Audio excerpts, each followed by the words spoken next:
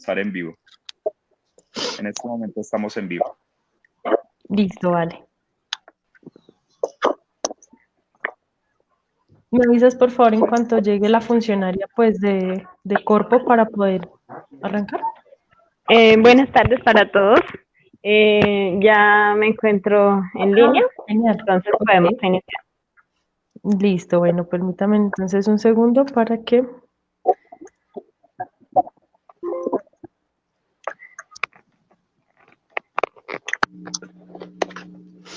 Bueno, entonces, de nuevo, buenas tardes para todas y para todos. Muchas gracias por su tiempo de antemano. Espero pues que esta pequeña charla sea de bastante utilidad para ustedes. Esto de todas formas es un tema bastante grande, mucha tela por cortar. Lo que quiero comentarles aquí son unas cuestiones sumamente básicas, algunas nociones para que ustedes como tomadores de decisiones, como administradores del territorio, puedan ver una alternativa a la conservación en este tipo de esquemas de pago por servicios ambientales. Les agradezco por favor que cierren sus micrófonos para poder escuchar bien, que no haya eco. El señor Julio Roberto creo que tiene el micrófono abierto para que lo cierre, por favor.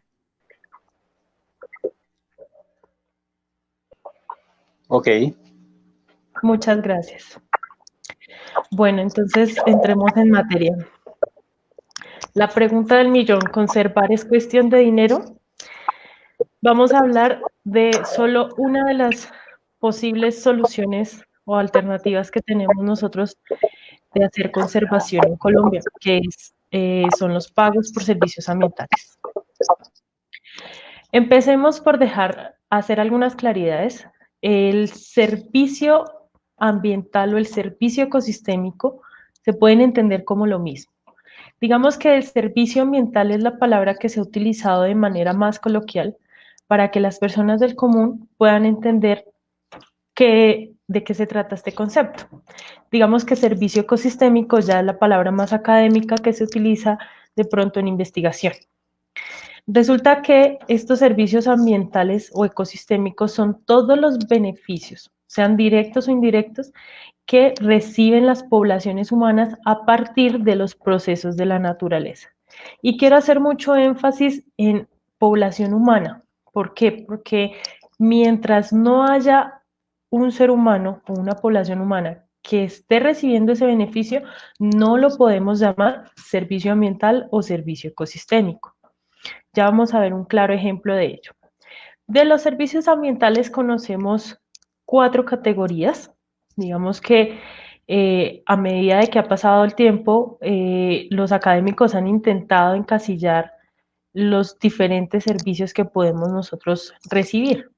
Entonces tenemos los de soporte, que son todos ellos los que permiten que los ecosistemas sigan su funcionamiento. Tenemos los de regulación, que son aquellos derivados precisamente de estos de soporte, que permiten que haya unas condiciones estables o periódicas dentro de la naturaleza. Tenemos los de provisión, que son los que tal vez nosotros como seres humanos más fácil podemos percibir, y tenemos los culturales o espirituales, que en este momento tiene bastante debate académico, puesto que no son fáciles de percibir, y cuando son fáciles de percibir, no son fáciles de integrar en la toma de decisiones. Entonces tenemos, por ejemplo, en el de soporte, la fotosíntesis, la polinización. Tenemos en el de regulación, por ejemplo, la captura de carbono, que ayuda a los ciclos atmosféricos de todo el planeta. Tenemos los de provisión, por ejemplo, el del agua, que es el más sencillo de entender y de pronto de percibir. Y los culturales, como por ejemplo el de recreación, el que hacemos cuando visitamos un parque nacional natural. Bueno, les decía entonces que no es lo mismo un proceso natural a un servicio ecosistémico. Es diferente cuando un ser humano o una población humana lo percibe a cuando no. Entonces tenemos esta gráfica que es tomada de una de mis autoras favoritas, en donde nos explica de qué manera sucede un proceso natural de regulación hídrica en una cuenca. Entonces tenemos nuestra precipitación, nuestra lluvia, puede ser lluvia sencillamente o puede ser neblina o niebla, ¿cierto? Esta cae a la vegetación.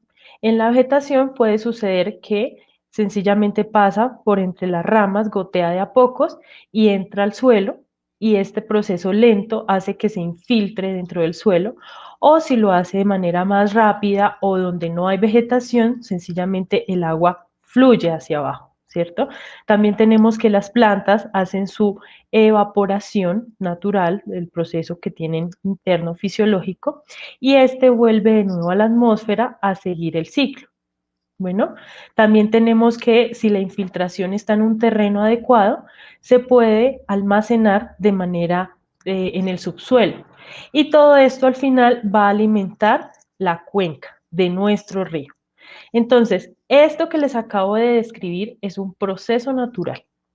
Sencillamente es algo que sucede en la naturaleza, con elementos de la naturaleza, de repente sin que el hombre incluya alguno de sus, bueno, de alguna manera meta la mano ahí, ¿cierto?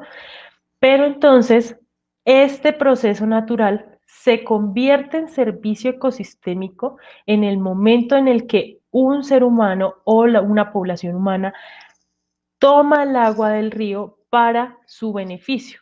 Es decir, por ejemplo, el acueducto. Cuando hacemos, instalamos nuestra boca toma y hacemos todo el montaje del acueducto, ¿cierto? Le hacemos todo el proceso posterior de potabilización y de distribución a las casas, ¿cierto? Entonces, allí todo este proceso natural se convierte en servicio ecosistémico. Y es fundamental que entendamos esta diferencia porque muchas veces decimos, ay, hay que conservar porque el arbolito se ve lindo, ¿cierto? Porque el bosque es lindo, porque la naturaleza hay que cuidarla y no logramos dar un verdadero sustento, tal vez intrínseco el valor, claro que sí, pero ante los tomadores de decisiones debemos dar un porqué que nos permita darle la relevancia a nuestra supervivencia como especie. Porque recordemos que nosotros, además de nuestra humanidad, somos una especie que necesitamos garantizar nuestra supervivencia y nuestra permanencia en el tiempo. Entonces, que quede muy clara la diferencia entre un proceso natural y un servicio ecosistémico. Bueno, resulta que estos procesos naturales que vemos acá, por ejemplo, la polinización, la dispersión de semillas, ocurre en una matriz. Es decir, estos ecosistemas no están solitos, no están aislados, se encuentran inmersos en una heterogeneidad en el paisaje.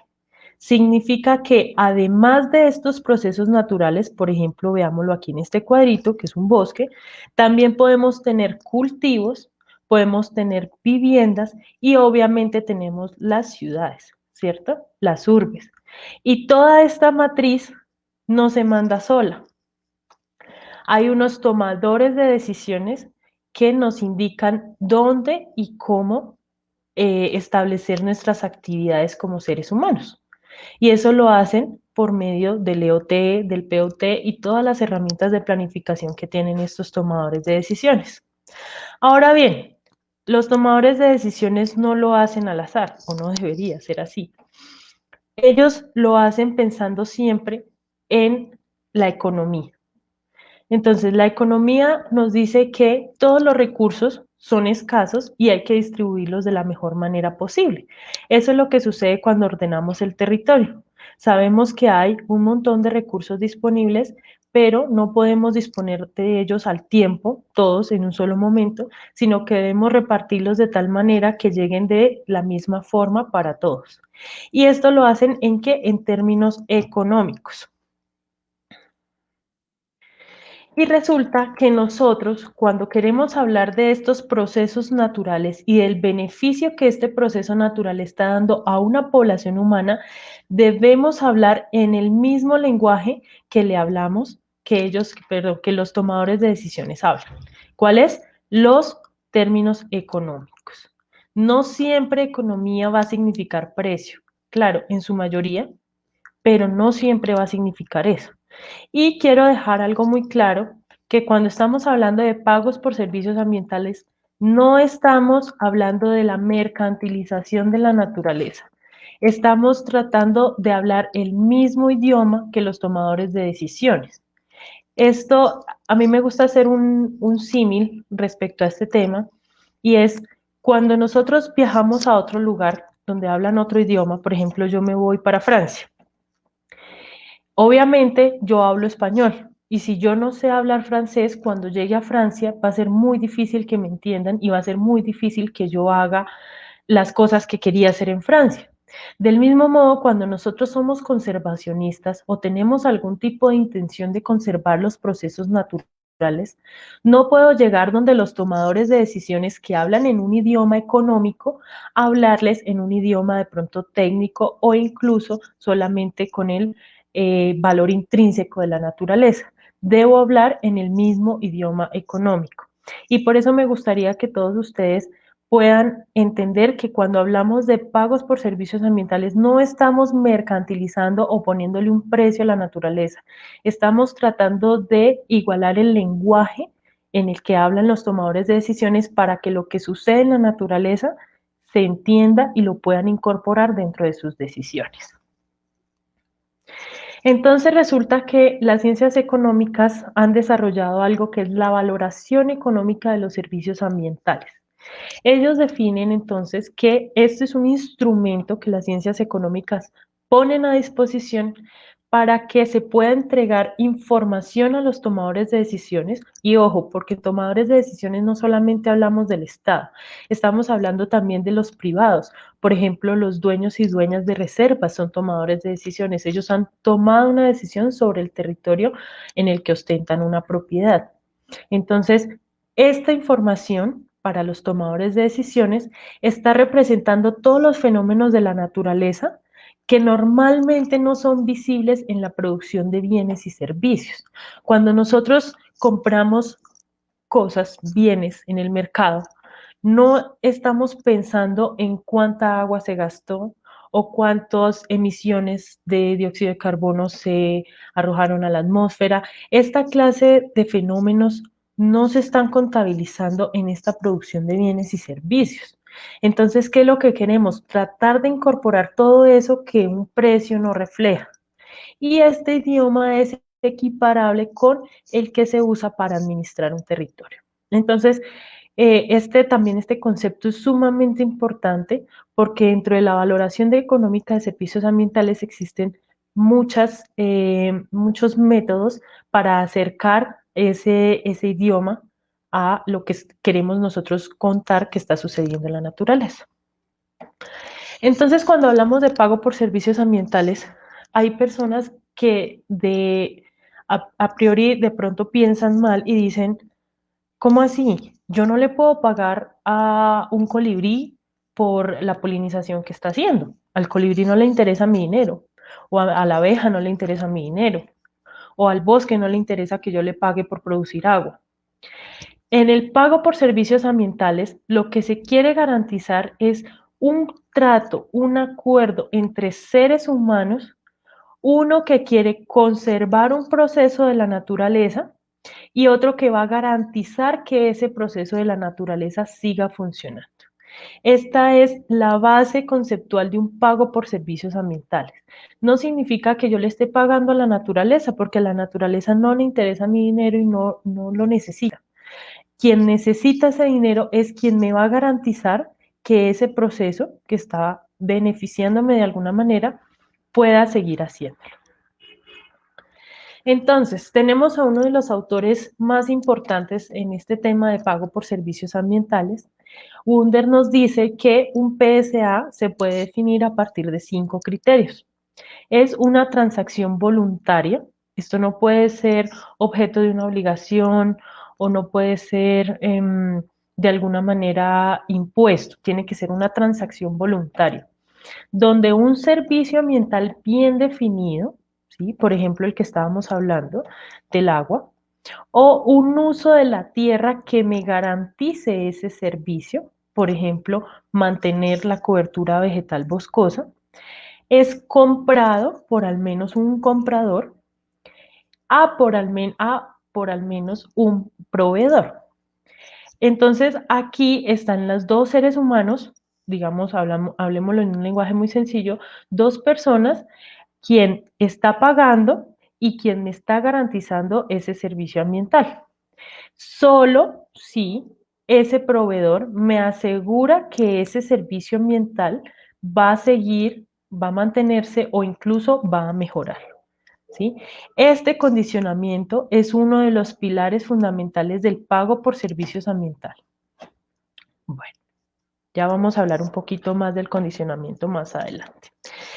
Bueno, resulta que el tomador de decisión nacional, el Estado en este momento, dice, bueno, voy a crear algo para que podamos mantener los servicios ambientales que tenemos en Colombia. Y expide el Decreto Ley 870 del 2017 y su Decreto Reglamentario 1007 de 2018.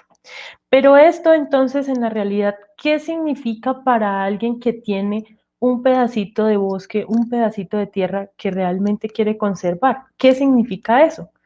Entonces vamos a ver que el decreto 1007 de 2018 define el PSA como un incentivo económico, puede ser en dinero o puede ser en especie, que se reconoce a los propietarios y poseedores por aquellas acciones de preservación o restauración en áreas y ecosistemas estratégicos, mediante la celebración de acuerdos voluntarios.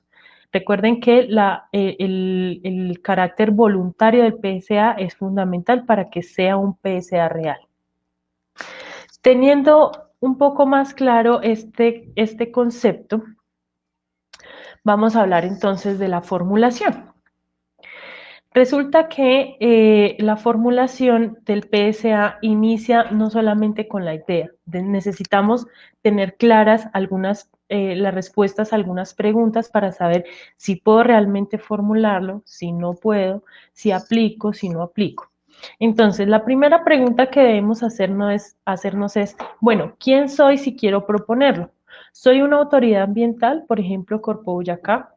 ¿Soy un ente territorial, por ejemplo, la alcaldía? ¿Soy una persona natural, sencillamente un propietario de un pedacito de bosque?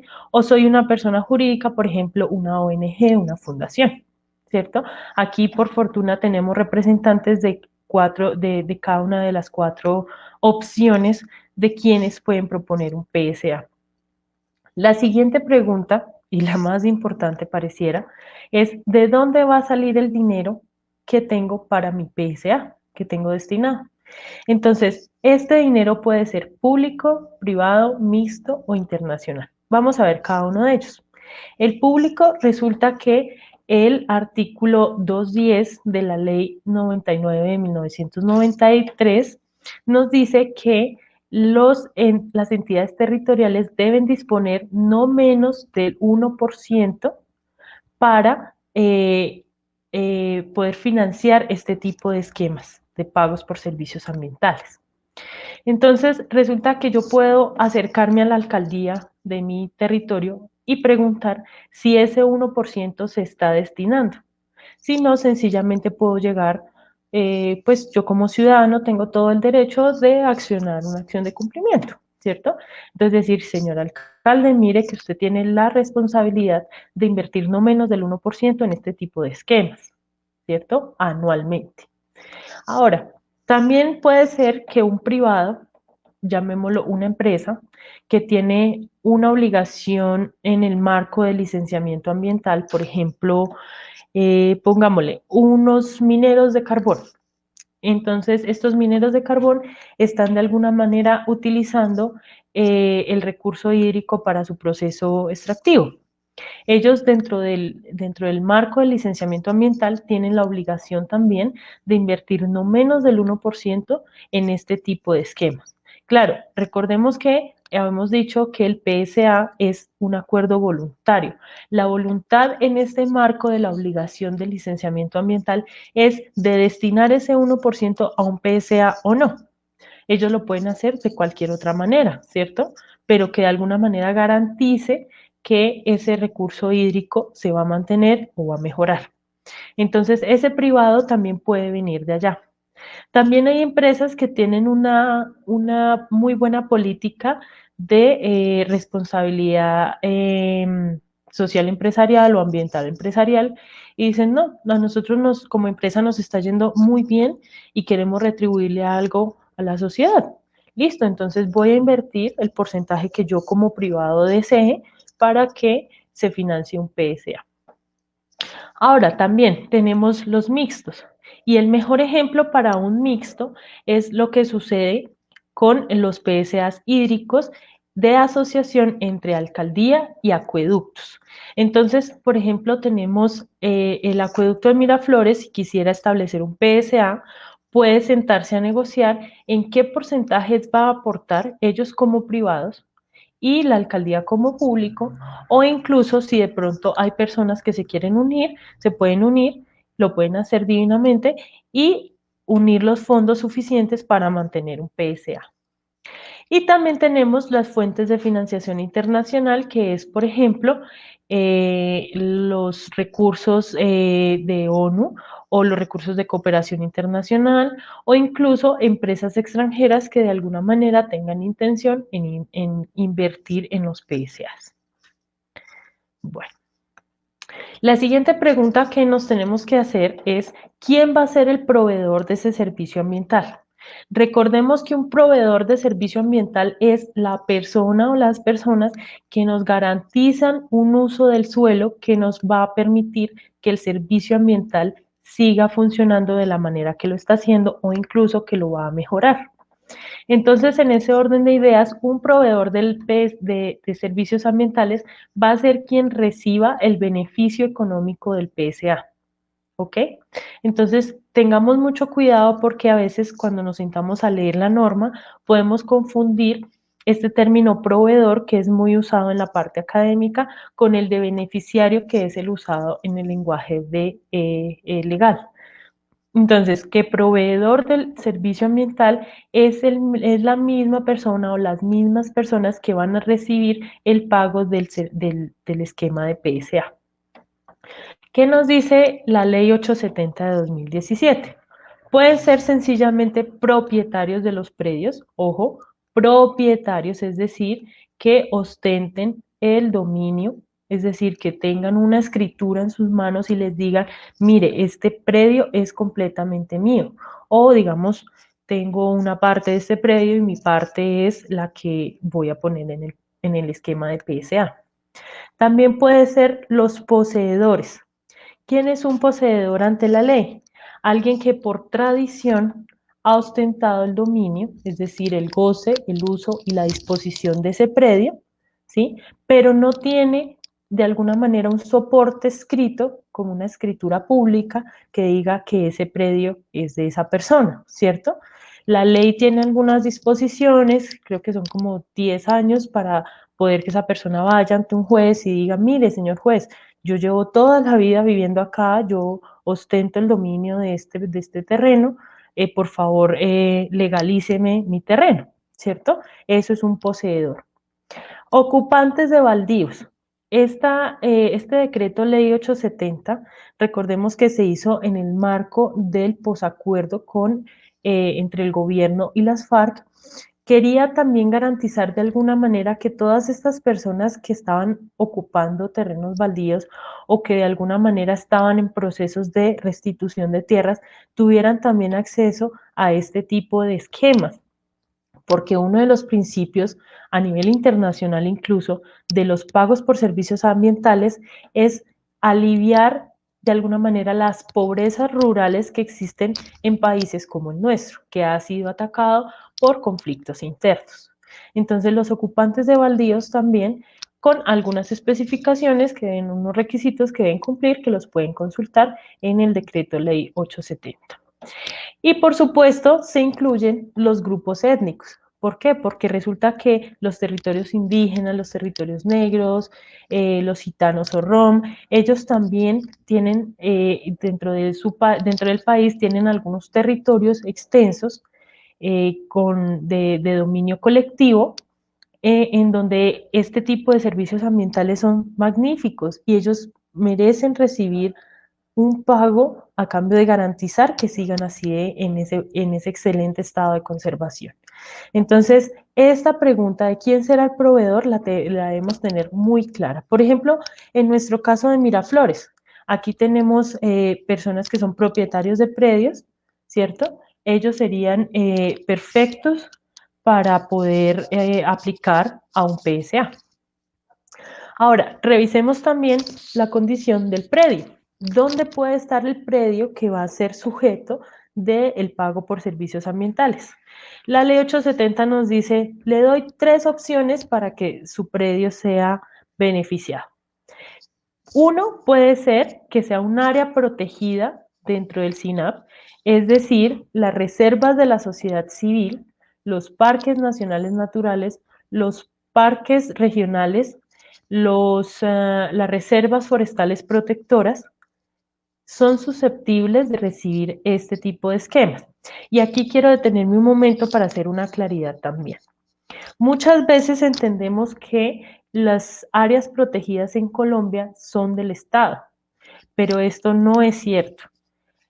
En la figura de área protegida es una figura de restricción al uso del suelo, más no es una figura de propiedad. Es decir, que si vamos a un parque nacional natural, podemos encontrar que de toda el área del parque, un porcentaje sea del Estado y otro porcentaje de pequeños privados que ya vivían ahí cuando fue declarada.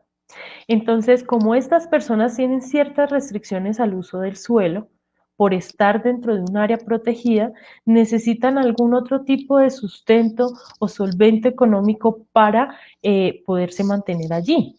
Entonces, una persona que viva dentro de un parque nacional natural, por ejemplo, no puede hacer una ganadería extensa, no puede hacer cultivos extensos, algunas cosas, por ejemplo, las construcciones tienen que pasar por licenciamiento ambiental, tienen muchas restricciones.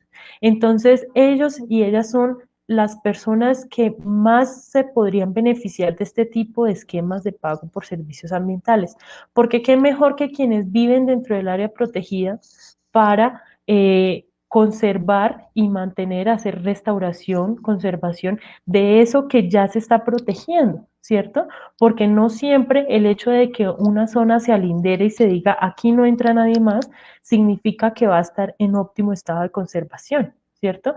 Necesita algunas acciones y que unas personas estén ahí pendientes de lo que sucede para que no se convierta en tierra de nadie y el esfuerzo de ser área protegida se pierda.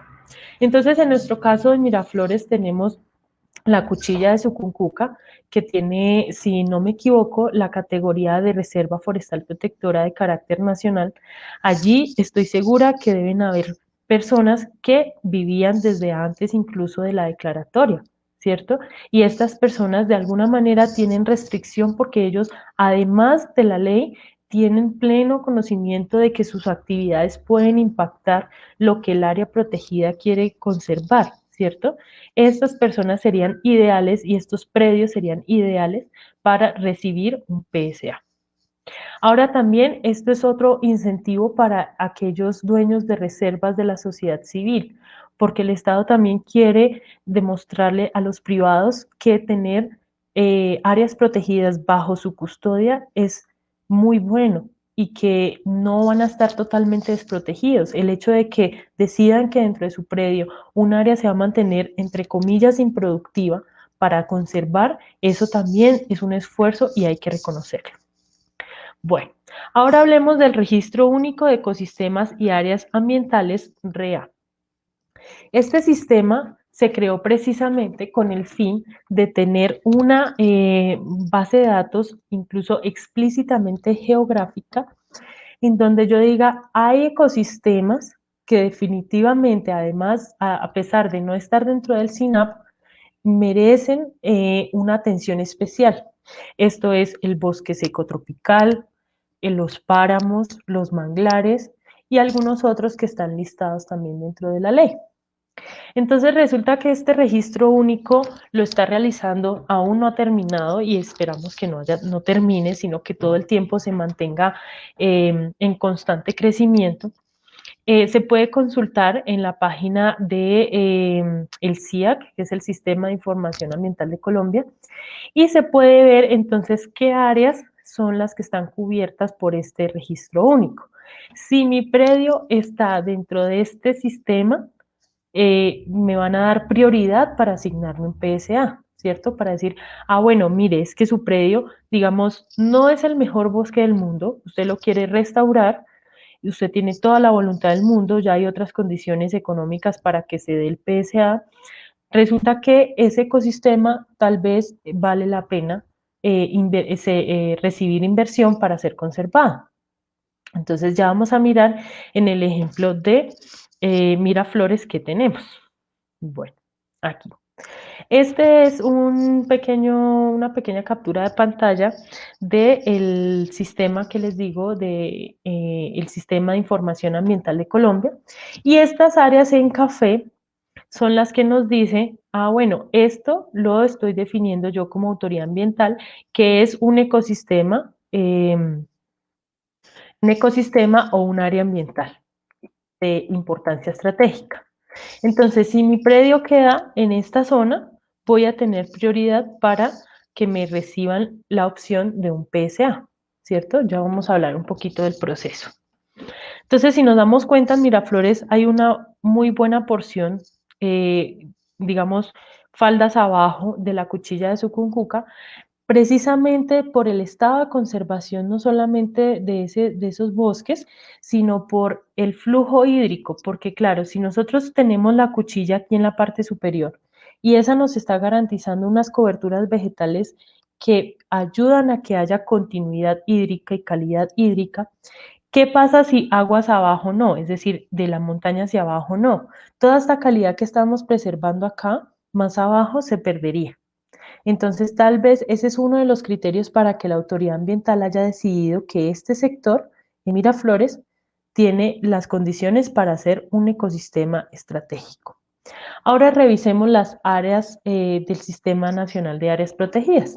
Tenemos nuestra cuchilla, ¿cierto? Nuestra Reserva Forestal Protectora de carácter nacional. Y por aquí veo una reserva de la sociedad civil. Yo supongo que es de una de nuestras acompañantes del día de hoy.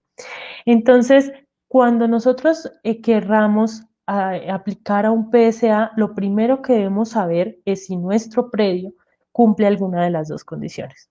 Pero entonces, ¿qué pasa si no? ¿Qué pasa si definitivamente mi predio no está en ninguno de esos mapitas que acabamos de ver? La ley nos dice que se puede aplicar en cualquier parte del país, pero hay que preguntarle a la autoridad ambiental si podemos aplicar demostrando que tenemos las condiciones para ello. Entonces, yo no voy, por ejemplo, a pedir hacer parte de un esquema de un PSA si lo que tengo son solo potreros llenos de pasto y que ahí no ha crecido un árbol en años, ¿cierto? Porque definitivamente por más actividades de restauración que haga, el PSA me va a costar mucho dinero y va a ser de mucho tiempo. Entonces la autoridad ambiental tiene la obligación de aplicar el principio de costo-efectividad. ¿De qué manera puedo yo, con el dinero que tengo para el PSA, cubrir la mayor cantidad de tierra posible con los mejores efectos, ¿cierto? Entonces, si yo veo que con lo que le puedo pagar a fulanito por 10 hectáreas de solo pasto para que empiece a restaurar y con eso mismo puedo cubrir 20 hectáreas de bosque que está en perfecto estado, pues yo, bajo el principio de costo-efectividad, debo preferir invertirlos en ese bosque, ¿cierto? Entonces, cuando nuestro predio no esté dentro del SINAP o dentro del REA, tengo que demostrarle a la autoridad ambiental que tengo lo suficiente para que ese PSA sea costo efectivo. Listo. Ahora hablemos un poco del servicio por el que se está pagando. Entonces, el decreto nos dice, ah, bueno, yo como Estado reconozco que pueden haber 4 tipos de servicios por el que se puede pagar.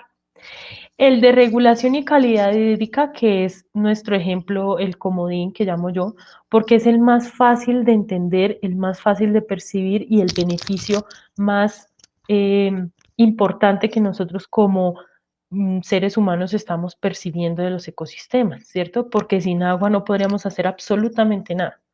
Entonces es como el más fácil, el más sencillo, el más visible. Hablemos también de la conservación de la biodiversidad. Resulta que yo tengo un predio tan bonito y tan grande que he tenido avistamientos de oso de anteojos. Y es fundamental que ese osito y su familia sigan pudiendo comer ahí, sigan utilizando mi predio de paso. Entonces, ese servicio ambiental cabe en esta categoría de conservación de la biodiversidad. Otro también que se ha puesto muy de moda en los últimos 10 años es la reducción y captura de gases de efecto invernadero. Este a nivel internacional ya se ha vuelto sumamente estricto porque la ciencia ha demostrado que no basta con tener un bosque en pie para decir que ya estoy reduciendo o capturando gases de efecto invernadero, ¿cierto? Entonces, yo tengo que demostrar de manera técnica que el hecho de que mi predio esté ahí significa que sí estoy contribuyendo a la captura de gases de efecto invernadero. Y esta parte técnica es tan compleja que tal vez por eso el mercado de bonos de carbono es tan complejo y aquí en Colombia todavía no hemos sabido sacarle el suficiente provecho. Pero de todas formas la ley nos dice, listo, si usted tiene la forma de demostrar que está reduciendo, capturando gases de efecto invernadero, le podemos, eh, le podemos proponer el PSA. Incluso se conoce en una investigación que está en este momento en marcha en la UPTC, no solamente habla de la captura de gases de bosques en pie, sino también de lo que hacen, el trabajo que hace el suelo del páramo. El suelo del páramo también está capturando gases de efecto invernadero y allí también se pueden formular esquemas de pago por servicios ambientales. Por último, y un poquito más complejo de conceptualizar, son los servicios culturales, espirituales o de recreación. Entonces, esto de alguna manera nosotros aquí en Boyacá hemos tratado de entenderlo y de sacarle provecho mediante el ecoturismo, el senderismo, el aviturismo, este tipo de actividades al aire libre que por fortuna tenemos la bendición de tener unos paisajes espléndidos que pueden ser ofertados en este mercado, ¿cierto? Pero entonces, digamos que los espirituales y culturales no los hemos podido entender muy bien, tal vez por la cosmovisión que nosotros tenemos tan occidental. Para otras culturas, el solo hecho de que haya un paisaje, salga un arco iris, esté haciendo sol y lloviznando al mismo tiempo, es algo tan valioso que para ellos tiene una repercusión dentro de su cultura. Y, por ejemplo, para las comunidades indígenas o para las comunidades negras de las que hablábamos al inicio, puede significar también una oportunidad para aplicar a este tipo de pagos por servicios ambientales. Entonces, recordemos, no es que le estemos dando un precio a ese proceso que está sucediendo en la naturaleza o a esas digamos, a esos contextos espirituales o emocionales que las poblaciones le están dando a los procesos de la naturaleza. Lo que queremos es garantizar que esas personas puedan seguir manteniendo ese tipo de fenómenos, ¿cierto? Sin que tengan que elegir entre eso o eliminarlo para poder sobrevivir, para poder comer. Listo. Entonces, la pregunta más difícil de todas cuando estamos estableciendo un esquema de pago por servicios ambientales es cuánto y cómo hacer los pagos. Y aquí viene el uso. Cuando hablábamos de la herramienta que nos dio la economía en la valoración económica de servicios ambientales, les mencionaba que tenemos algunos métodos. La ley colombiana ha decidido utilizar un método que se llama el costo de oportunidad. Y vamos a hablar un poco de esto y hablar un tricito de economía. Entonces, resulta que fulanito de tal tiene un predio, ¿cierto? En la parte alta media de una cuenca, ¿cierto? En la montaña. Tiene una cobertura más o menos boscosa, bonita, bien conservada. Esa persona no ha querido talar, no ha querido meterle mano a ese bosquecito. Y en la parte que de pronto no estaba tan bonita, decidió ponerla a ser productiva, poniéndole un cultivo y poniendo algo de ganado, ¿cierto? Y eso es con lo que fulanito de tal se mantiene para poder sobrevivir, ¿cierto? De la venta de la cosecha, de la venta de la carne o de la leche de ese ganado, ¿cierto?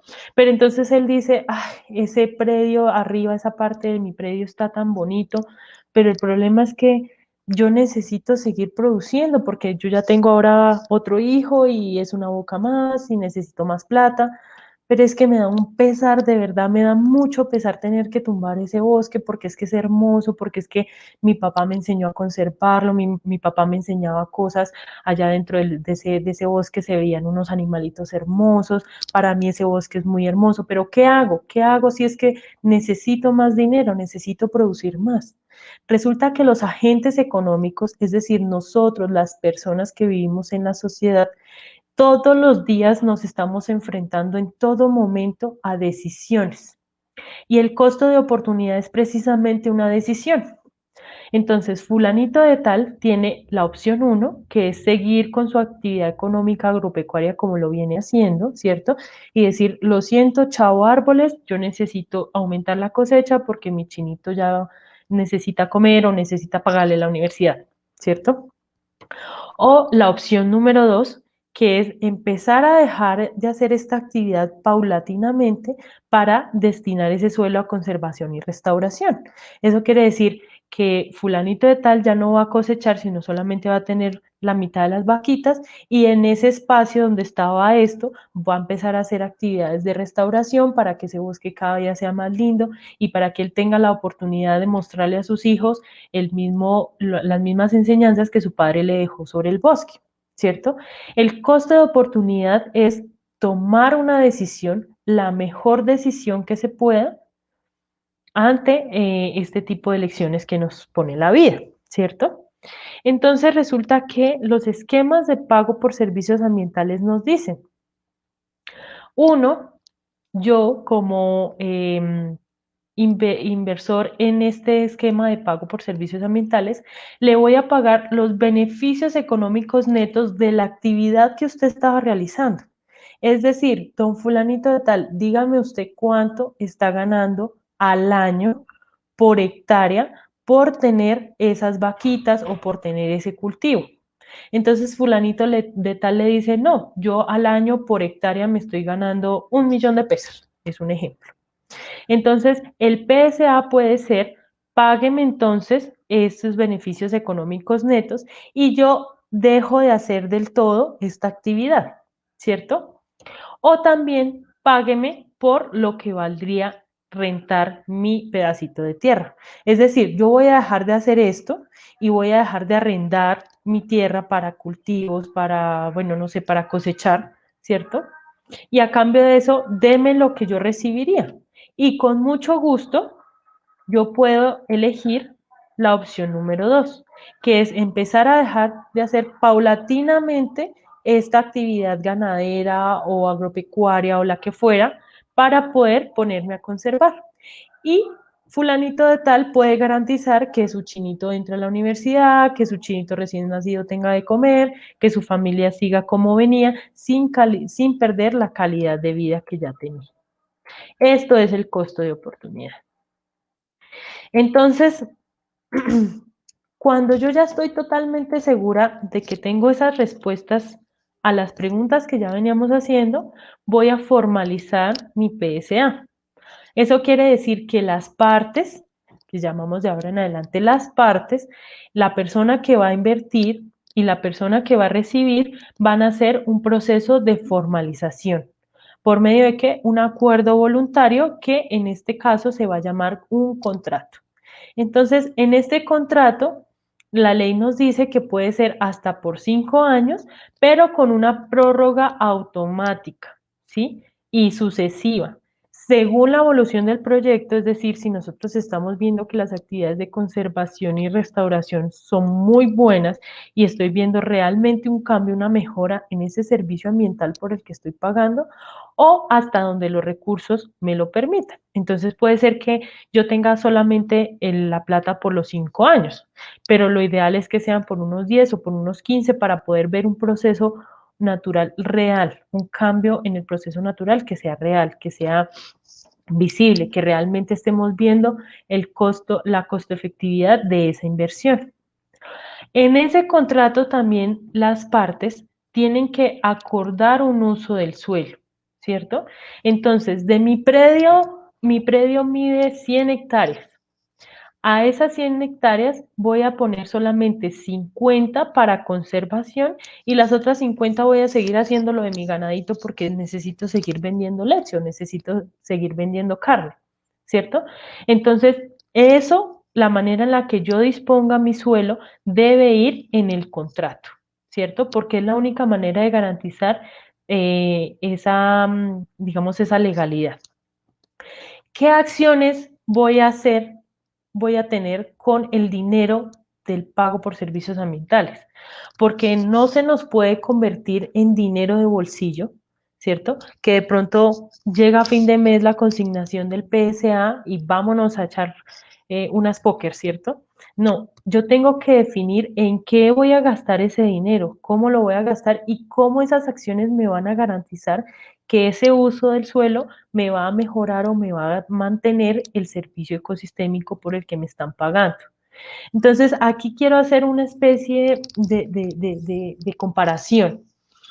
Cuando ustedes entran a un supermercado y piden una bolsa de leche, están pagando un precio por esa bolsa de leche. Pongámosle 2.500 pesos por una bolsa de leche, ¿cierto? Y ustedes pagaron, salieron de la tienda, llegaron a la casa y cuando fueron a ver, la bolsa no era de leche, era de agua con colorante. ¿Qué es lo primero que ustedes harían? Se devuelven a la persona que les vendió eso y les dice, qué pena, pero es que yo pagué 2.500 pesos por una bolsa de leche y me está vendiendo agua con colorante blanco. Eso no fue por lo que yo pagué, ¿cierto? Entonces, del mismo modo, las personas que están invirtiendo en el PSA tienen absolutamente todo el derecho, incluso el deber, de asegurarse de que lo que están pagando lo están recibiendo. Entonces, si nos devolvemos a la explicación que dimos sobre los procesos naturales, obviamente yo no puedo irle a exigir a un proveedor de servicio ambiental que mi agua salga mineral, potabilizada, de todo. No, yo lo que estoy exigiendo es que el uso del suelo que usted pactó dentro del contrato, ¿sí? Siga manteniéndose y que de ninguna manera cambie durante el tiempo que tenemos el contrato. Entonces, si nos devolvemos un poquito, voy a hacer un momentico un retroceso. Si nos devolvemos, por ejemplo, a este servicio hídrico y decimos, mire, yo le estoy pagando para que por favor usted me garantice que va a haber agua en esta cuenca, al menos durante la época seca, al menos un hilo de agua que me garantice a mí la supervivencia, ¿cierto? Y para eso entonces aquí un fulanito de tal me va a restaurar y va a mantener más bosque para que este proceso de interceptación de la precipitación sea continuo, haya infiltración, todo el proceso natural del que hablamos al inicio garantice que aquí en este río haya un hilito de agua en temporada seca, ¿cierto?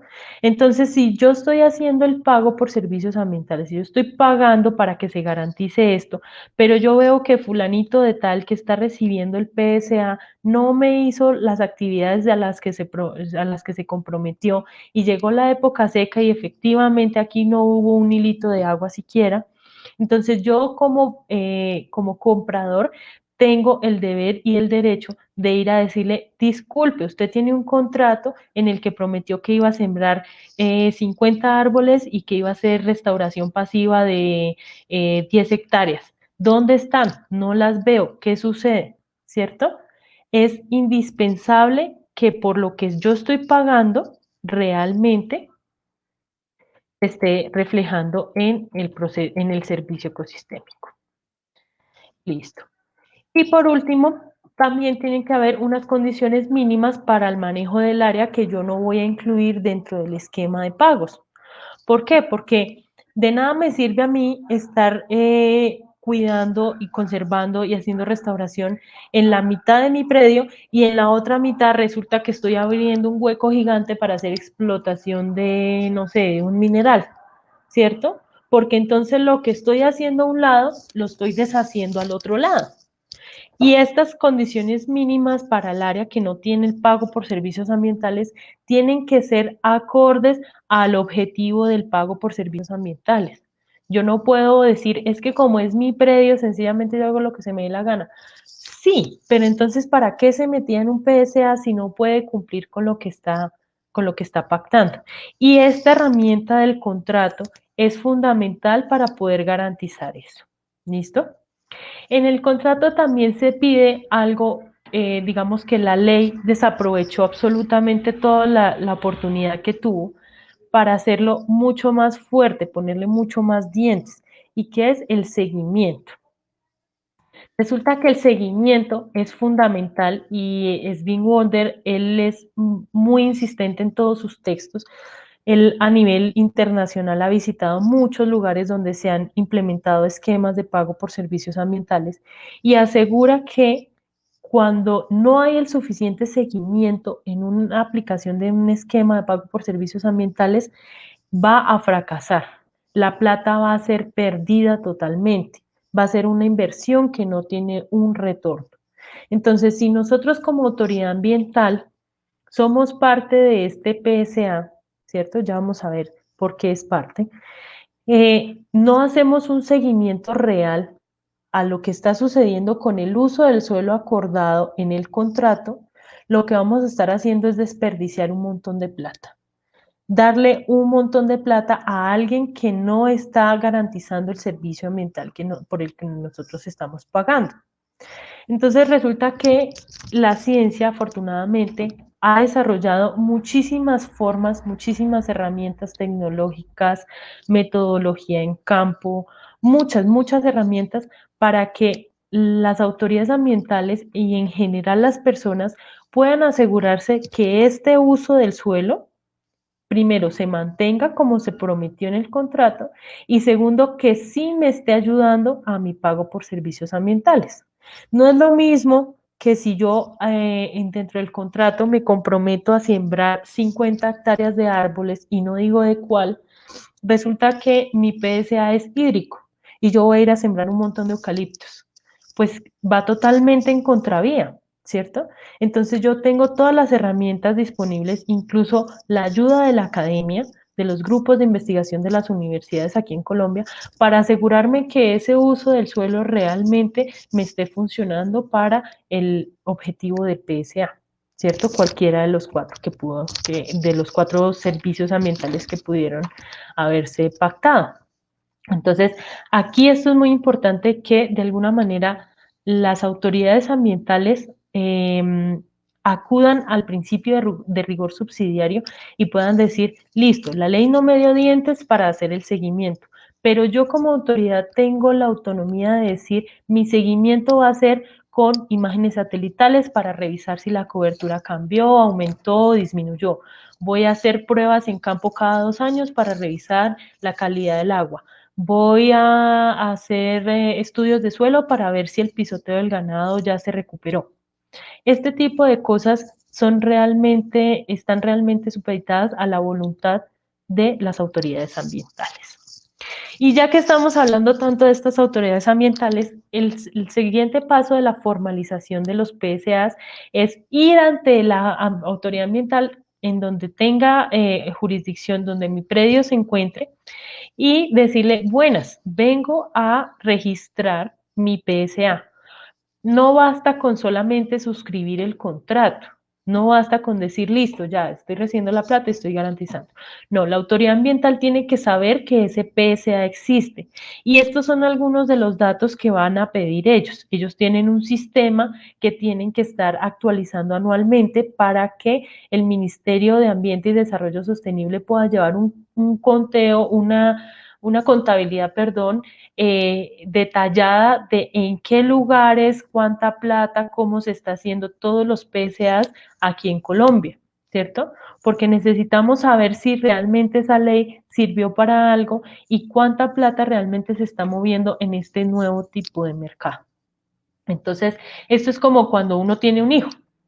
No basta con tener el hijo, toca llevarlo a la registraduría y decir que nació vivo, ¿cierto? Entonces, bueno, listo, ya por lo menos el Estado va a saber que esa nueva personita existe y de qué manera yo puedo hacer políticas para que esa nueva personita sea incluida. De la misma manera, registrando los PSAs en las autoridades ambientales, es que el gobierno se va a dar cuenta si estas estrategias funcionan o no, porque si sí funcionan, si cada vez hay más, si realmente cada vez hay más área cubierta y más dinero invertido, el gobierno tiene que hacer algo al respecto para fortalecer esto. Si ven que definitivamente no funcionó, son muy pocos los PSAs, algo tiene que inventarse, pero esta información es vital para poder ellos tomar una decisión al respecto. Bueno, ya casi estamos finalizando. Entonces, esta reflexión es sumamente importante y este es uno de los debates más grandes que siempre tengo a nivel personal y académico con las personas que no defienden los PSAs o con aquellos gobernantes que utilizan los PSAs como banderas para entrar a un territorio y resultan haciendo las cosas mal. Entonces, un PSA no es un subsidio, por amor a Dios, no es un subsidio. Un PSA no es llegar a un páramo y decirle a la gente que le va a dar una plata mensualmente y se acabó, porque eso no es un PSA, no es un auxilio agropecuario, tampoco es un préstamo, tampoco es que le estemos expropiando la tierra a las personas, no es mercantilizar la naturaleza por las razones que ya hemos explicado. Tampoco es una donación que están recibiendo los proveedores de servicios ambientales. El hecho de que exista un contrato, un título, un papel en donde diga unos compromisos, unas obligaciones entre dos partes, significa que tiene que haber un condicionamiento. En el momento en el que yo como proveedor, o sea, como dueño del predio, no cumpla con las obligaciones que pacté ahí, inmediatamente se cancela el pago, ¿sí? Es por esto que no es un subsidio. Incluso la Corte Constitucional, cuando tuvo que analizar la constitucionalidad del decreto Ley 870 de 2017, hizo mucho énfasis en que esto no es un subsidio y que la gente no lo debe entender de esa manera. No es que porque usted tiene un predio en el páramo, de una vez llega a la alcaldía exigiendo a grito herido, ¿dónde está mi subsidio de PSA? Porque se ha visto. Esto no es sencillamente que el gobierno le dé plata por estar usted dentro de un ecosistema, un área estratégica, o por estar dentro de un sistema, dentro de un área protegida. Hay unas obligaciones, hay un condicionamiento que usted tiene que cumplir. Y es aquí donde las autoridades ambientales y los entes territoriales deberían sacarle el mayor jugo a esto, ¿sí? Porque cuando tenemos, por ejemplo, una delimitación de páramos en nuestro territorio, ¿qué es lo primero que sucede? La gente dice, ¿y ahora qué voy a hacer? Me van a sacar de la tierrita. O ahora qué voy a hacer? Ya no puedo cultivar mi papa, ya no puedo tener mi ganado en el páramo. ¿Qué hago entonces? Si es con eso con lo que me mantengo. Y recordemos que uno de los principios de los esquemas de pago por servicios ambientales es aliviar la pobreza en la ruralidad, ayudar a que esas condiciones de extrema pobreza que tienen nuestros campesinos en Colombia sean de alguna manera menores, ¿cierto? Entonces, ¿qué le estoy diciendo yo al campesino en el páramo que acaban de delimitar? No se salga, no se vaya de su tierra, tampoco quiero que me la venda, yo soy el Estado, no quiero que me la venda porque a mí de nada me sirve tener un montón de tierra que no puedo hacer mucho al respecto. Yo quiero que usted se quede ahí y además de eso, quiero que empiece a conservar, que deje de cultivar papa, que deje de tener su ganada, ¿sí? Sino que empiece a mirar de qué manera, qué estrategias, cómo se alía usted con sus vecinos, cómo se alía usted con la academia, para que ese suelo que de pronto ya no es como antes, por haber cultivado, por haber tenido ganado, sea mejor. ¿Para qué? Para que la gente aguas abajo tenga garantía de agua, ¿cierto? Entonces, lo que le estoy es pagando para que por favor se quede, pero no a manera de subsidio, sino para que se quede trabajando en algo muy bonito, que es la conservación. Últimamente estuve leyendo noticias sobre Páramo de Rabanal y tal vez hiero algunas susceptibilidades, pero es que es importante que nosotros entendamos que un PSA sin ese condicionamiento no es más que un subsidio. Yo no puedo llegar allá a Rabanal a prometerle plata a la gente que está en la peor angustia de saber si tiene que salirse de su tierra o no, para generar de alguna manera un impacto mediático y decir, ay, sí, ese gobernador o esa gobernadora, ese alcalde o esa alcaldesa, ese concejal o concejala, sí hacen cosas por el ambiente, ¿cierto? Sí hacen cosas por la gente. El PSA no se puede tomar a la ligera, empezando porque aquí en Colombia todavía son muy pocos los esquemas exitosos y si nosotros nos ponemos a prometerle plata a la gente a cambio de nada, se va a dañar totalmente la figura de PSA. La gente cada vez que escucha esa figura la va a entender totalmente equivocada y va a dañar todo el objetivo de esos esquemas, ¿cierto? Entonces yo no puedo llegar a Rabanal y decirle a la gente, quédese acá, yo le paso una platica mensualmente o semestralmente o anualmente y ya, y chévere, y venga, nos tomamos fotos para las redes sociales. Tiene que haber un condicionamiento, tiene que haber un algo por el que yo estoy pagando, no solamente porque la gente se quede allá. Ahora, recordemos que nosotros como buenos colombianos, como buenos latinoamericanos, tenemos malas costumbres. Entonces, si a mí me están dando plata por hacer nada, pues no hago nada. ¿Y qué? Y el día que entonces ya no me la den, voy a volver a mis viejas prácticas. Entonces, de nada habrá servido la delimitación del páramo y de nada habrá servido la inversión de un montón de plata del Estado que usted, yo, todos los contribuyentes pagamos de nuestro bolsillo, dizque para conservar el páramo, pero resulta que cuando se acabó volvieron a lo mismo y otra vez los problemas de agua, ¿cierto? Entonces, esto es muy importante que entendamos que el pilar fundamental de un PSA es el condicionamiento. Y volvemos a jalarle un poquito las orejas, bueno, no, llamar un poquito la atención de las autoridades ambientales para que el seguimiento y monitoreo de estos PSA sea real, porque en la realidad muchas veces llegan los funcionarios de las corporaciones autónomas regionales. No digo que aquí en Boyacá, porque los casos que me constan, por fortuna, no son aquí en Boyacá, pero llegan, revisan el predio, dicen, ay, sí, ahí está como el mismo bosque. Y bueno, ¿y su merced qué ha hecho con la plata? No, es que yo ahora estoy haciendo queso y café a la sombra. Ah, bueno, listo, listo. Venga, me firma acá que yo vine a visitarla. Y San se acabó. Ese fue todo el seguimiento. Entonces, a nosotros, ¿quién nos garantiza que el bosque sigue siendo la misma cantidad de bosque? ¿Quién nos garantiza que la actividad que está diciendo esa persona sí está realizándose ahí? ¿O de qué me sirve a mí tener 2 o 3 predios y en uno de ellos tengo el PSA y en los otros 2 tumbé todo el bosque para poder meter un montón de ganado e incrementar mi producción de queso? ¿Mm? El seguimiento y monitoreo es fundamental para que el PSA no se nos vuelva ni un subsidio, ni una donación, ni un auxilio, ni ninguna de estas cosas que tan comúnmente a veces escuchamos cuando vamos a campo. ¿Listo? Y unas reflexiones finales, para no demorarnos más. Entonces, no nos dejemos engañar. Para que sea un pago por servicios ambientales tiene que haber condicionamiento. Cada vez que ustedes vean en redes sociales, en el periódico, en las noticias, ay, fulanito de tal departamento implementó o es pionero o es pionera en servicios, en pago por servicios ambientales. Revisemos con lupa si realmente las personas a las que se le está pagando están garantizando la provisión de un servicio ecosistémico. ¿Cuál es el servicio ecosistémico? Es más, devolvámonos a las preguntas que hicimos al inicio a ver si están garantizadas las respuestas a cada una de ellas. Si están, sí es un pago por servicios ambientales, si no, es un subsidio, si no es un montón de plata perdida disfrazada de PSA.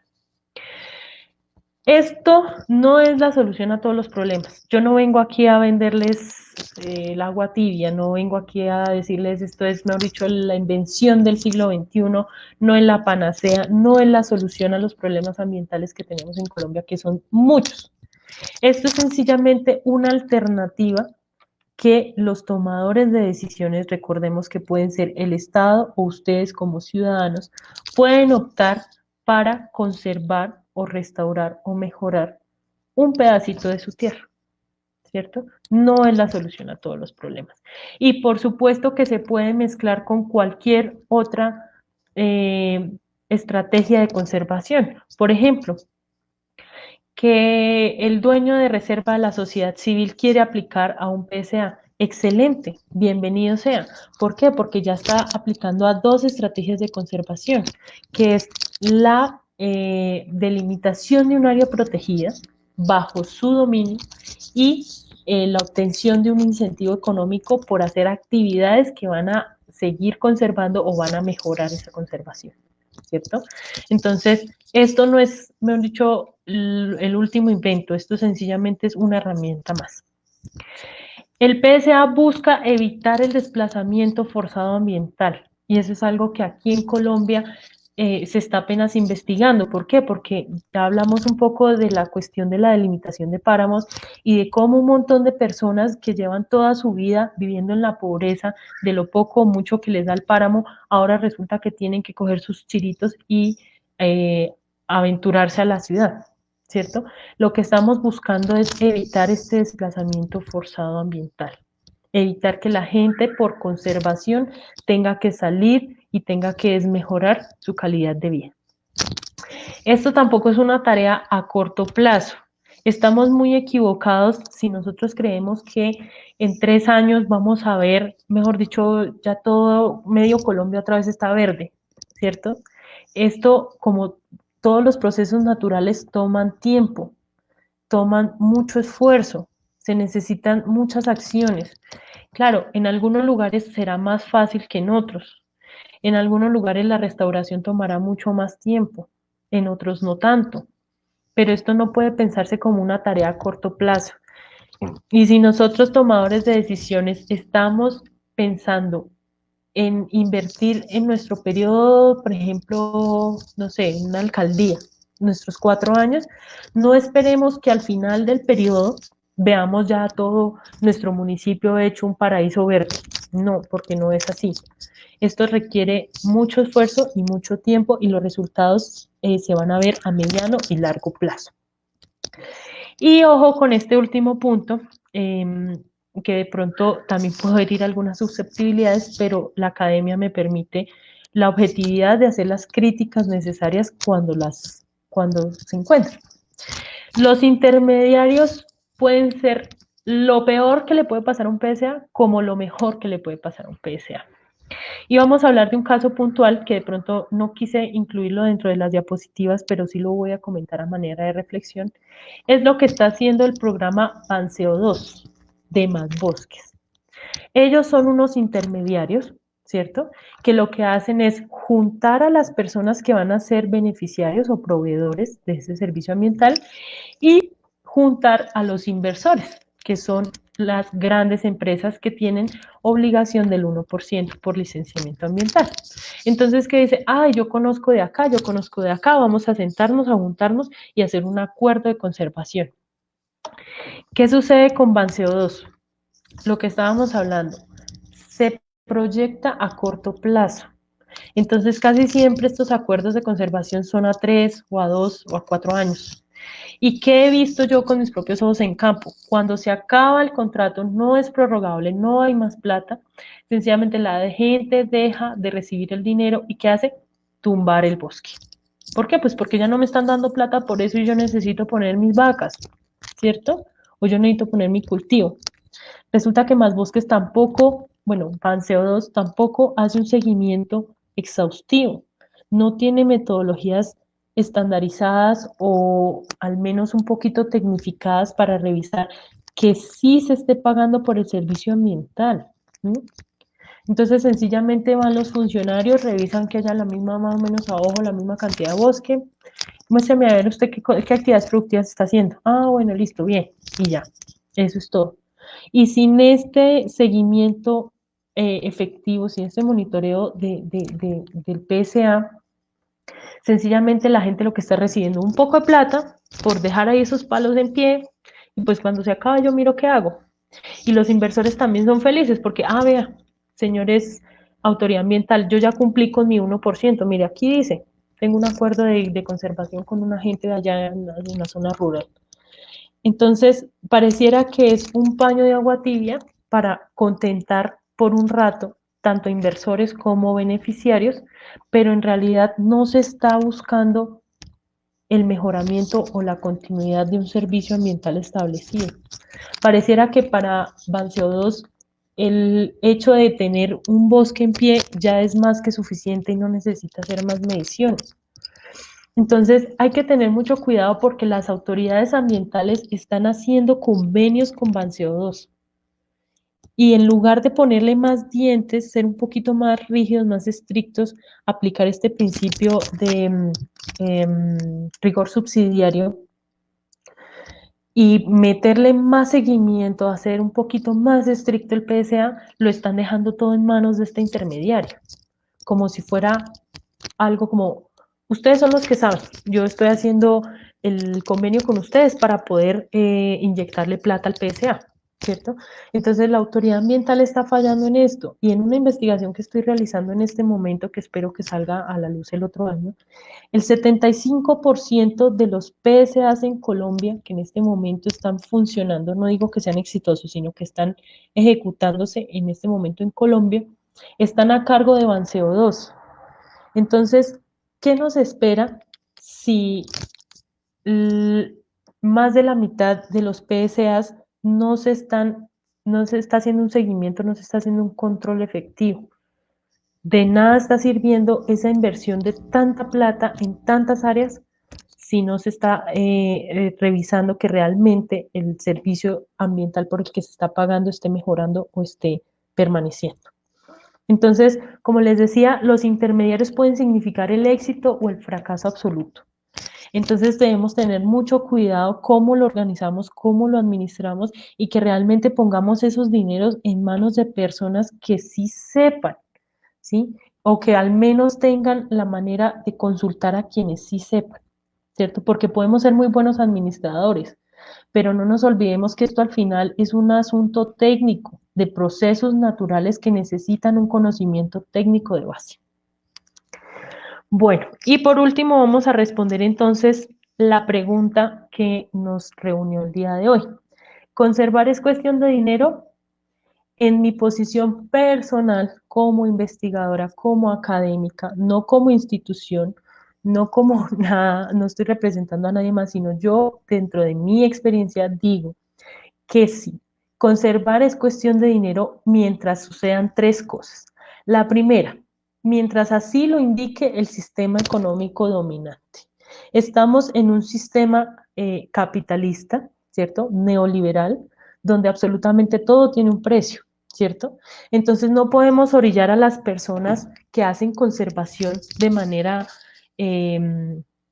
voluntaria y porque quieren, ¿cierto? Porque les nace. No podemos orillarlos a o conserva o come, ¿cierto?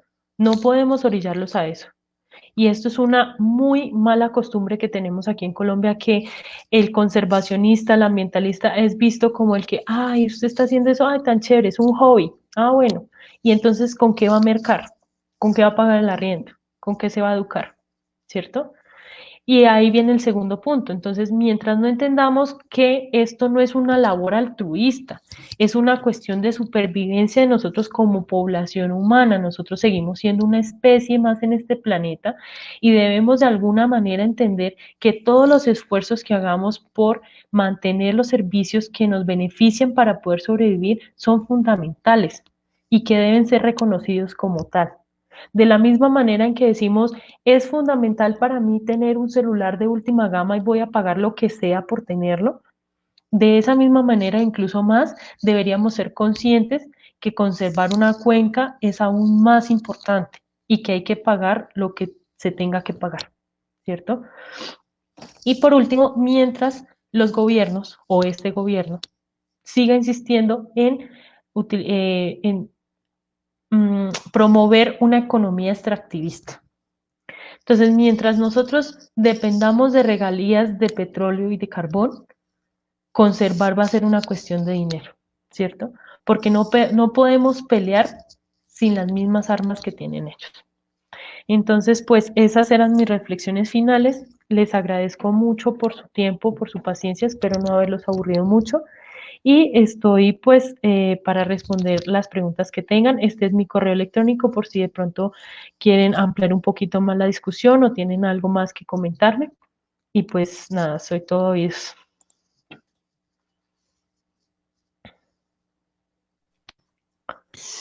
Muy buenas tardes. Buenas tardes. Habla con María Teresa Martínez desde Miraflores. Hola. Primero para agradecerle tan espectacular conferencia, un tema muy interesante. Bueno, me quedaron algunas dudas, unas porque el internet está molestando en algunos momentos, pero sí me gustaría saber si esa negociación realmente se hace, o sea, ¿cómo sabe uno el porcentaje que hay en cada alcaldía para poder entrar a participar de esos beneficios de los, de los PSA?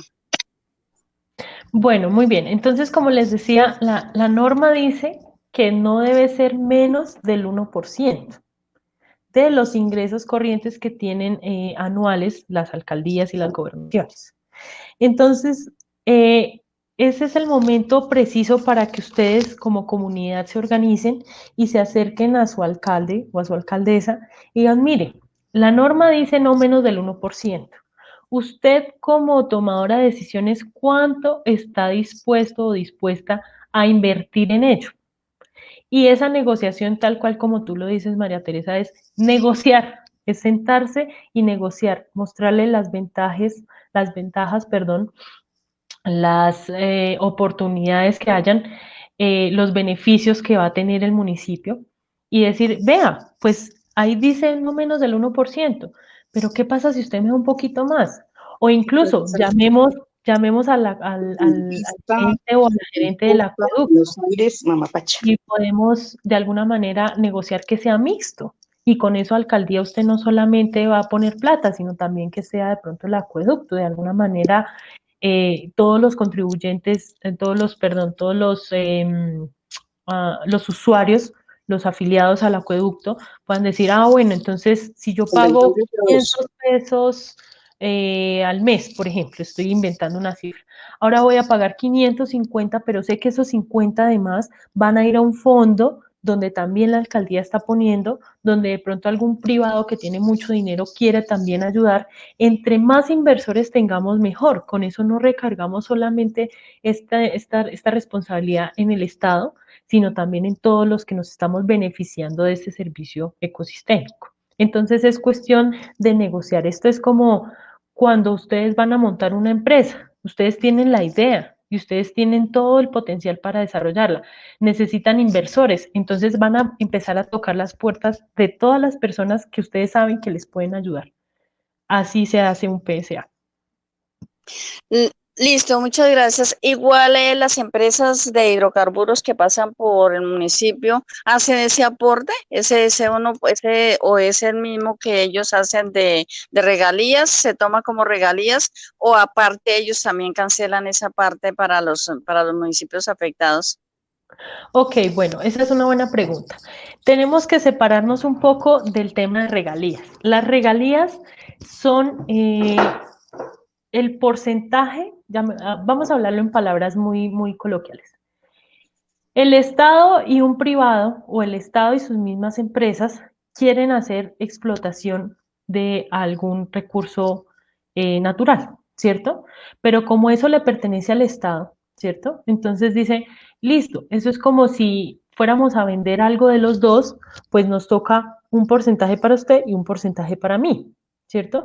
Entonces las regalías son eso, quien está vendiendo ese recurso, quien se está beneficiando económicamente, tiene que reconocerle un porcentaje al Estado.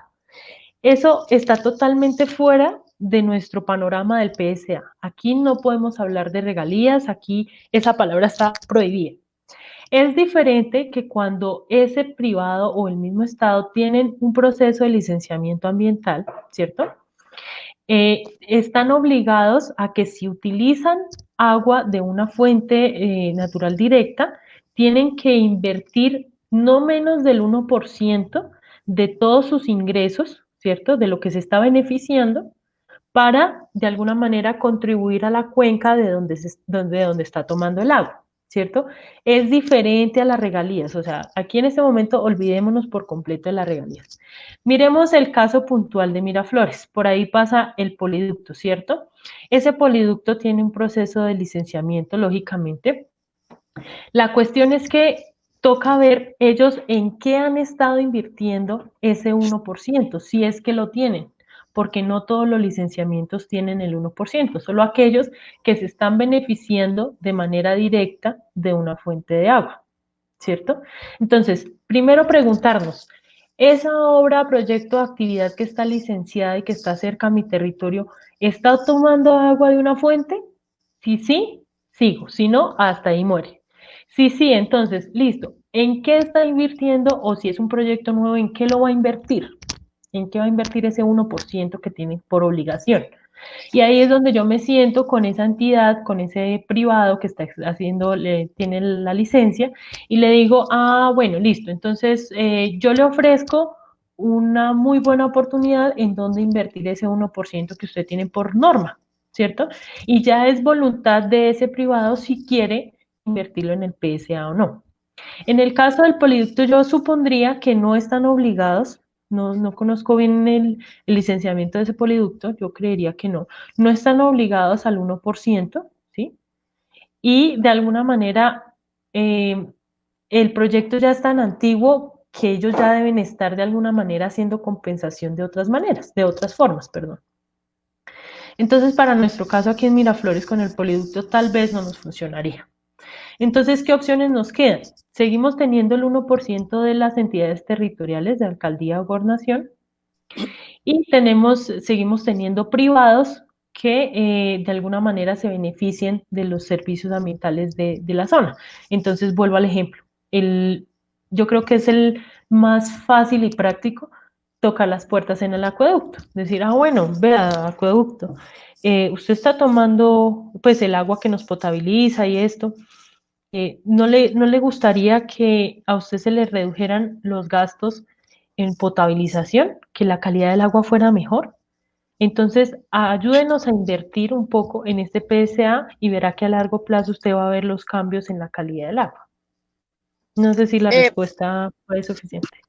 Sí, señora. El caso de nosotros, Miraflores, tenemos la empresa de servicios de Servilengupa, que es quienes nos suministran, nos administran los acueductos en la parte urbana y en la parte rural en algunas veredas. Entonces, serían ellos, pues, precisamente es una empresa público-privada y sí serían ellos los que entrarían a apoyarnos en ese sentido para revisar ese tema. Exacto, pero ojo, no es que estén obligados, o sea, no podemos, como les decía, yo no puedo llegar a la alcaldía a gritar y decir, ¿dónde está mi plata para el PSA? Esto tiene que ser una cosa negociada y voluntaria, ¿sí? Entonces, es como les explicaba, yo tengo una idea de negocio, una idea de emprendimiento, yo tengo que tocar todas las puertas que me sean posibles para generar la mayor cantidad de inversionistas. Entonces es cuestión de sentarse con ellos y decirles, vea, les tengo una propuesta.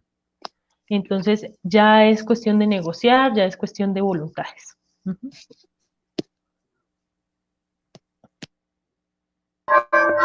Buenas tardes para todos. Sí, buenas tardes. ¿Cómo están? Buenas tardes. Primero, bueno, agradecerte por la capacitación. La verdad es que es un tema muy interesante que pues estuve muy atenta porque no conocía todo lo que tú nos expusiste el día de hoy y me pareció supremamente interesante saber, digamos, como todo el trasfondo que tiene este tema, porque lo que tú mencionabas, a veces uno lo toma como por el lado que no es, ¿sí? Y de pronto la gente confunde el hecho de que diga pago por servicios ecosistémicos con pues otras cosas, lo que tú decías que como un subsidio, como una ayuda agropecuaria, pues entonces sí es muy bueno como dejar la claridad en el tema. Quería también de pronto mencionar un poco y también como hacerte la pregunta con respecto a eso. Desde la alcaldía lo que se ha hecho y lo que sé que se ha venido haciendo con respecto a ese 1% que exige la norma, también es la compra de predios que se denominan de interés hídrico. precisamente aquí en la alcaldía de Miraflores, hasta este año se tienen un aproximado de 48 predios que ya son de propiedad de la alcaldía y hay unos también de propiedad de la gobernación. ¿Y qué se hace? Pues la alcaldía compra sus predios con ese 1% del presupuesto anual y asimismo también destina un presupuesto para hacer un mantenimiento, para hacer una conservación. Se tiene un programa de guardabosques, que es una persona que va a esos predios, los visita, lleva a cabo como ese seguimiento, se hace el aislamiento de esos predios.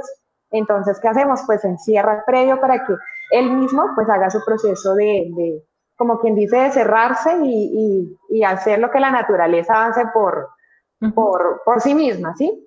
A veces también hay predios en los que se requieren hacer procesos de reforestación, pues porque ya de pronto tienen unos procesos de intervención y se hacen siembras, y pues más que todo como por el hecho de asumir esa inversión del 1%. Entonces también te quería hacer como esa pregunta, esa es como otra estrategia, ¿cierto? O sea, son como dos estrategias o también se pueden manejar las dos o cómo sería ese tema ahí. Listo, bien.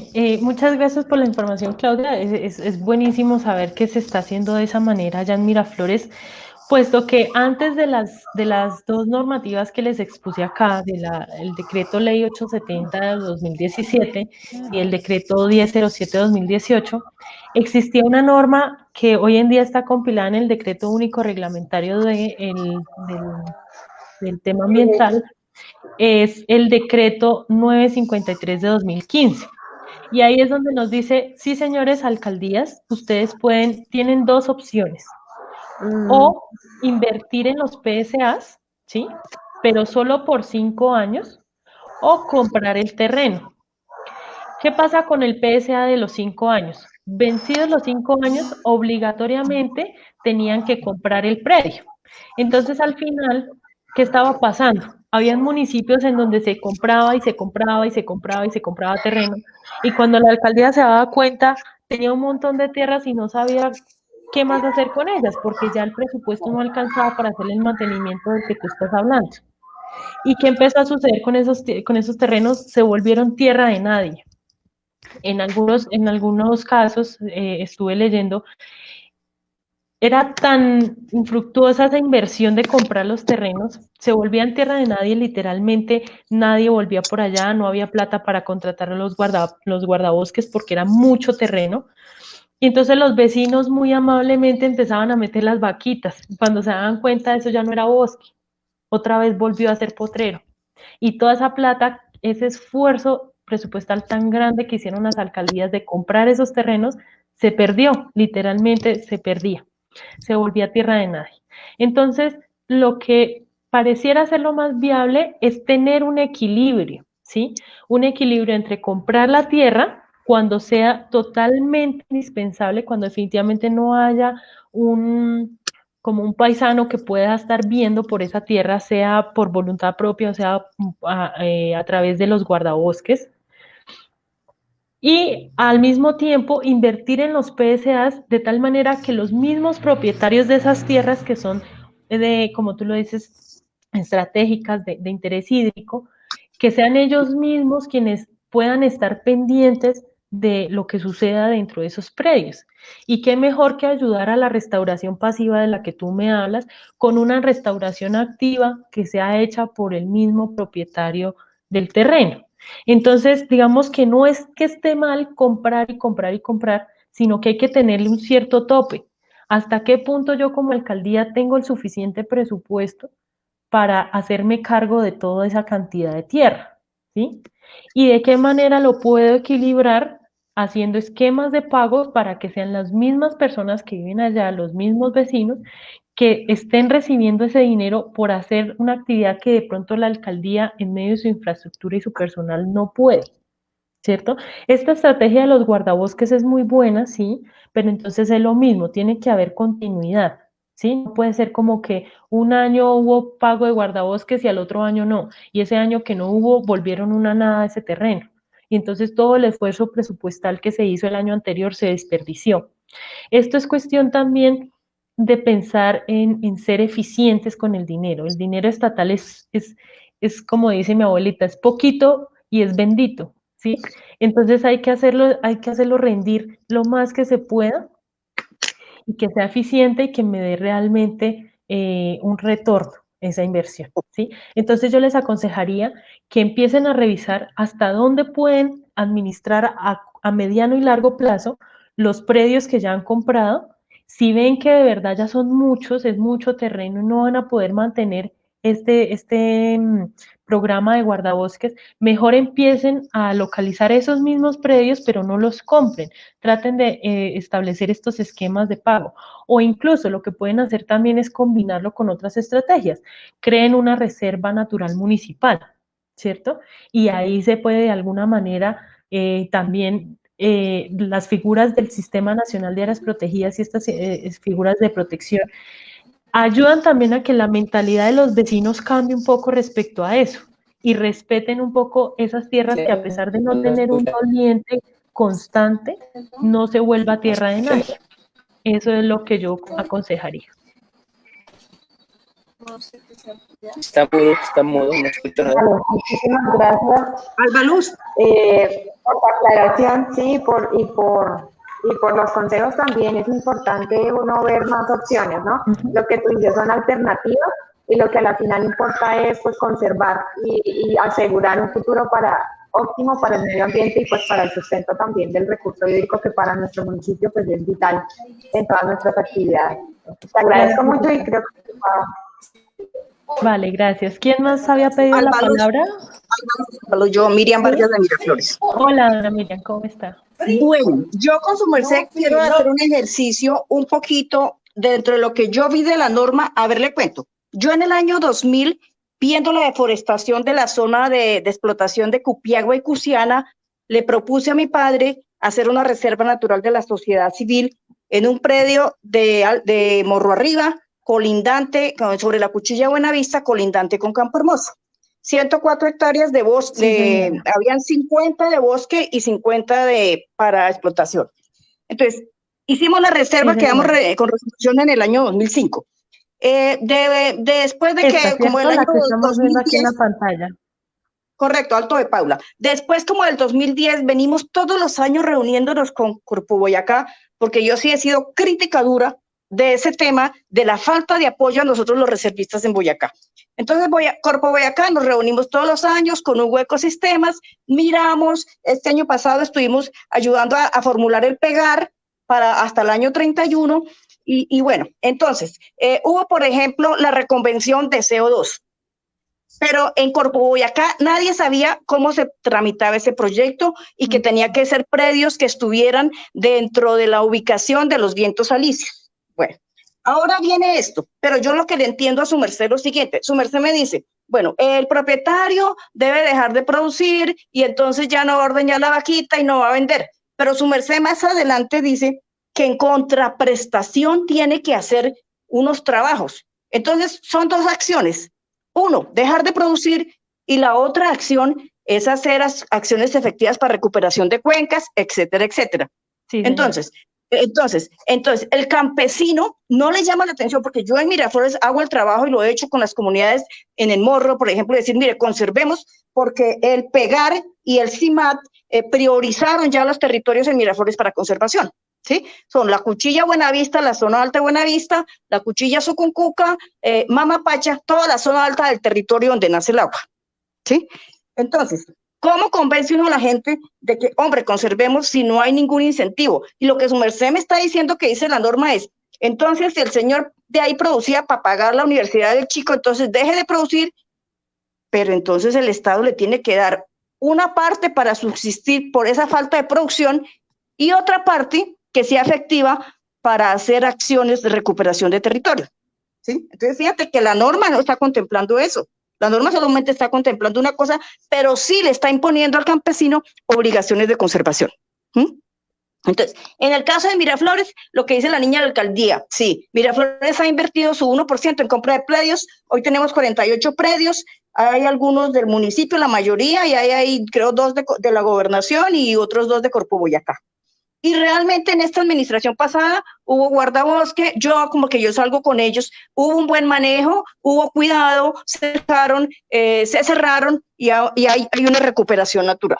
Realmente está bien. Ahora, en el caso mío, nosotros nunca el Estado nos ha dicho, hombre, venga, le aportamos tanto. Entonces nosotros dejamos de producir 50 hectáreas y que se vuelvan bosque, y en este momento se está recuperando absolutamente toda la finca, volviendo todo bosque. Pero a nosotros, ningún Corpo Boyacá, ninguna entidad nos dice, venga, ustedes desmontaron eso, están dejando 100 hectáreas para la conservación, venga, ¿cómo le recuperamos? Al contrario, imagínate que nos descontaron 100.000 pesos del predial. Y como la finca es tan grande, nos metieron la luz en estrato 6. Entonces, los 100.000 que nos dan no alcanza para pagar el servicio de luz, ¿sí?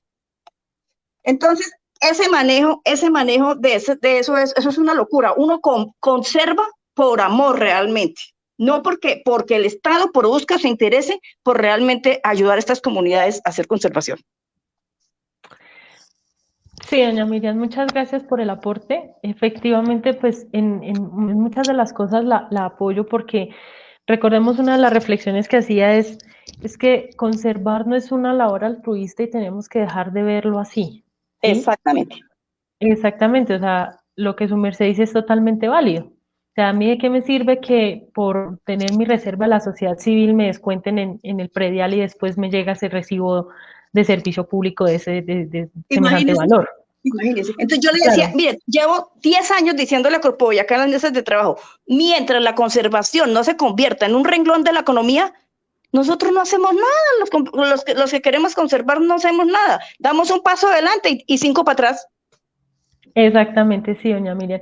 Y lo otro también es que hay que ser conscientes que lo que mucho les insistí es que los PSA son voluntarios, ¿sí? No es una cuestión de que el Estado le exija al campesino meterse en un PSA o le exija cambiar su actividad, ¿sí? Porque lo que tratamos también de ver es que esto se puede aplicar en zonas donde obligatoriamente ya no hay otra opción, ¿sí? Sí. Como les estaba explicando, en el Páramo. Pero, por ejemplo, si de verdad yo veo que para mí no es nada rentable dejar mis vaquitas por hacer conservación y además mi terreno no se presta, no es, digamos, no pierda el tiempo metiéndose un PSA, ¿sí? Por eso decimos, es solo una de las muchas alternativas que pueden existir para que usted haga conservación.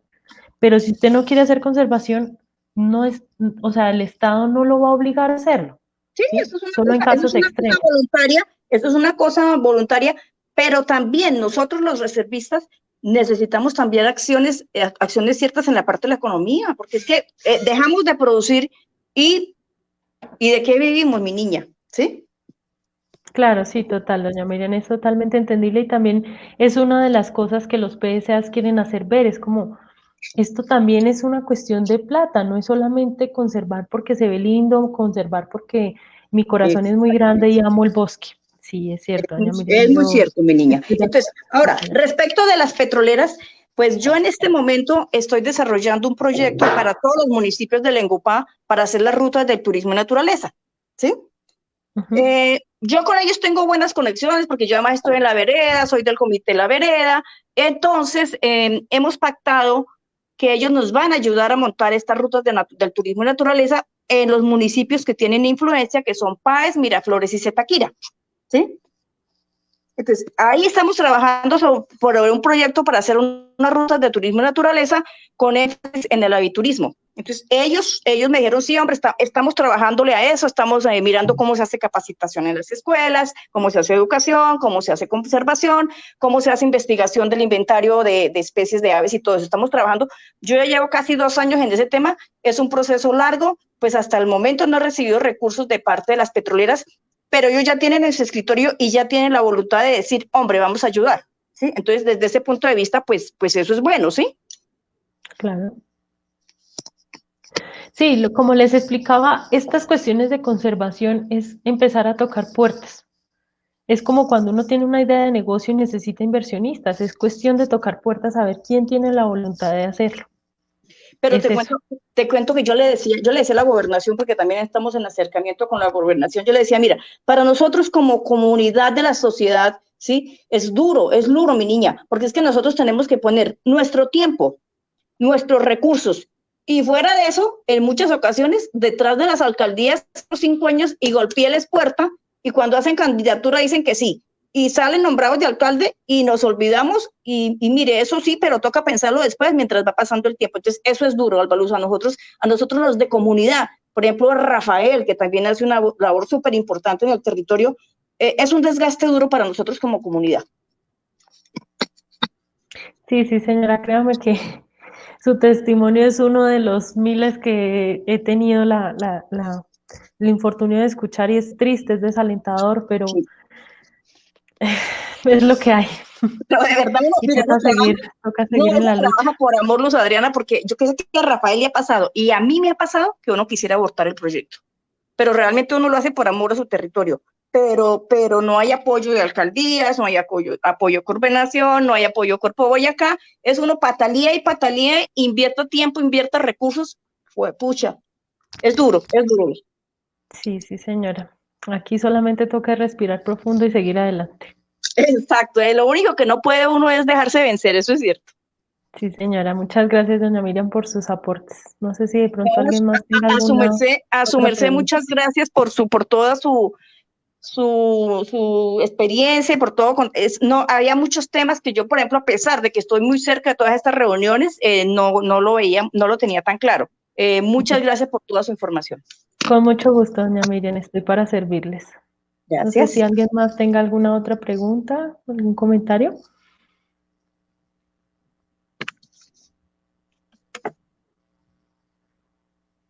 Bueno, parece que no. Que su merced nos Entonces, dejara sus datos para conectarla. claro, sí, señora. Mi correo, entonces se los recuerdo: albaluz.ramos@uptc.edu.co. Ramos. ¿Su merced estuvo en el proyecto BIO? Sí, sí, señora, estoy en el proyecto Vivo todavía. Sí, yo estoy UPTC.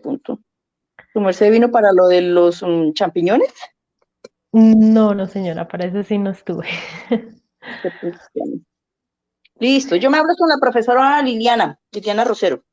Sí, sí, señora, con mucho gusto estamos para servirles todo lo que Alba podamos. Luz, muchas gracias. A su merced, doña Miriam, por su tiempo.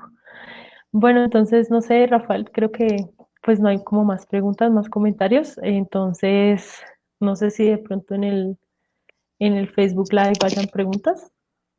Desde aquí no puedo verlas.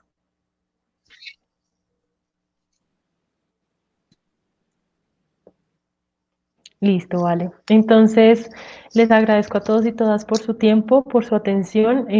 Espero pues que haya quedado todo claro, pero además de eso que les haya sembrado pues inquietud para proponer esquemas de pago de pronto en sus territorios. Y nada, estoy para resolver sus dudas, sus preguntas, todo lo que necesiten saber, pues estoy disponible. A mi correo me pueden escribir. Y nada, muchas gracias por su tiempo y por su atención, y creo que es todo por hoy. Muchas gracias a ti y muchas gracias a todos por asistir y por la charla tan especial del día de hoy. Muchas gracias. Vale, muchas gracias a ti.